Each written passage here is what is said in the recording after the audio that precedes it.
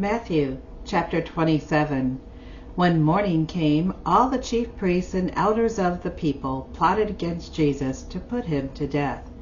And when they had bound him, they led him away and delivered him to Pontius Pilate, the governor.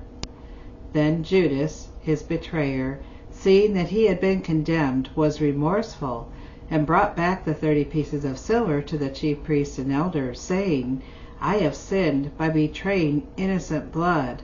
And they said, What is that to us? You see to it.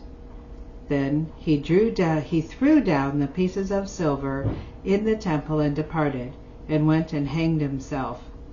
But the chief priests took the silver pieces and said, It is not lawful for us to put them into the treasury, because they are the price of blood. And they consulted together, and bought with them the potter's field, to bury strangers in. Therefore that field has been called the field of blood to this day. Then was fulfilled what was spoken by Jeremiah the prophet, saying, And they took the 30 pieces of silver, the value of him who was priced, whom they of the children of Israel priced, and gave them for the potter's field, as the Lord directed me. Now Jesus stood before the governor, and the governor asked him, saying, Are you the King of the Jews? Jesus said to him, It is as you say. And while he was being accused by the chief priests and elders, he answered nothing. Then Pilate said to him, Do you not hear how many things they testify against you? But he answered him not one word, so that the governor marveled greatly.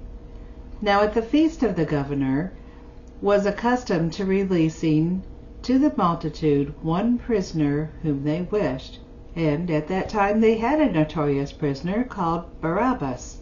Therefore, when they had gathered together, Pilate said to them, Whom do you want me to release to you, Barabbas or Jesus, who is called the Christ? For he knew that they had handed him over because of envy. While he was sitting on the judgment seat, his wife sent to him, saying, Have nothing to do with that man, for I have suffered many things today in a dream because of him. But the chief priests and elders persuaded the multitudes that they should ask for Barabbas and destroy Jesus. The governor answered and said to them, Which of the two do you want me to release to you? They said, Barabbas. Pilate said to them, What then shall I do with this Jesus who is called Christ? They all said to him, Let him be crucified. Then the governor said, Why? What evil has he done? But they cried out all the more, saying, Let him be crucified. When Pilate saw that he could not prevail at all, but rather that a tumult was rising, he took water and washed his hands before the multitude, saying, I am innocent of the blood of this just person. You see to it. And all the people answered and said, His blood be on us and on our children. Then he released Barabbas to them, and when he had scourged Jesus, he delivered him to be crucified.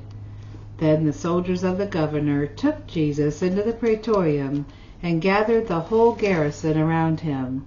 And they stripped him, and put a scarlet robe on him. When they had twisted a crown of thorns, they put it on his head, and a reed in his right hand. And they bowed the knee before him, and mocked him, saying, Hail, King of the Jews! Then they spat on him, and took the reed, and struck him on the head. And when they had mocked him, they took the robe off him, put his own clothes on him, and led him away to be crucified. Now as they came out, they found a man of Cyrene, Simon by name. Him they compelled to bear his cross.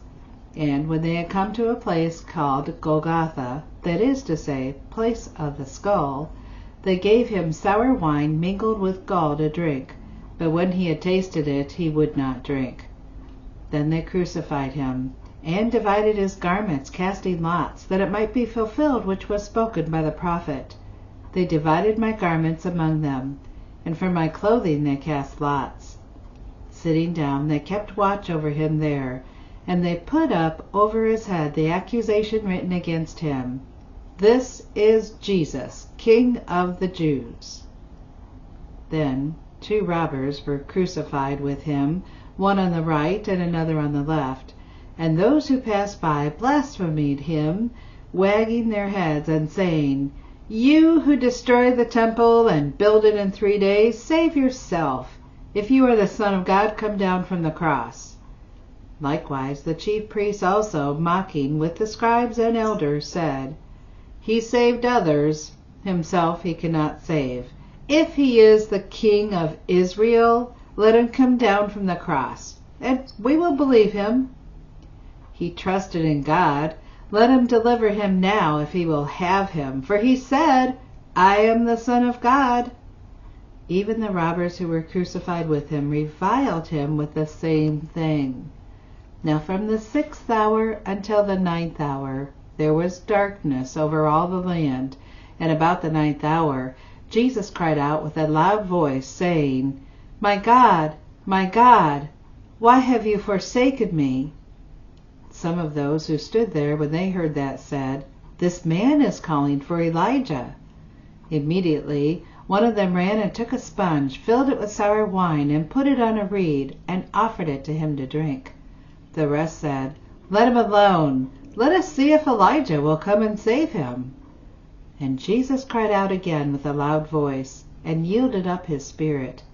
Then behold, the veil of the temple was torn in two from the top to the bottom, and the earth quaked, and the rocks were split, and the graves were opened, and many bodies of saints who had fallen asleep were raised.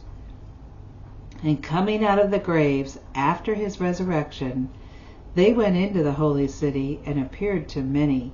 So when the centurion and those with him who were guarding Jesus saw the earthquake and the things that had happened, they feared greatly, saying, "Truly this was the Son of God." And many women who followed Jesus from Galilee, ministering to him, were there, looking on from afar, among whom were Mary Magdalene, Mary the mother of James and Joseph, and the mother of Zebedee's sons. Now when evening had come, there came a rich man from Arimathea named Joseph, who himself had also become a disciple of Jesus. This man went to Pilate and asked for the body of Jesus. Then Pilate commanded the body to be given to him. When Joseph had taken the body, he wrapped it in a clean linen cloth, and laid it in his new tomb, which he had hewn out of a rock. And he rolled a large stone against the door of the tomb, and departed. And Mary Magdalene was there, and the other Mary, sitting opposite the tomb. On the next day, which followed the day of preparation, the chief priests and Pharisees gathered together to Pilate, saying, "Sir, we remember while he was still alive that deceiver said, 'After 3 days I will rise.' Therefore command that the tomb be made secure until the 3rd day, lest his disciples come by night and steal him away, and say to the people, 'He is risen from the dead.' So the last deception will be worse than the first." Pilate said to them, "You have a guard. Go your way, make it as secure as you know how."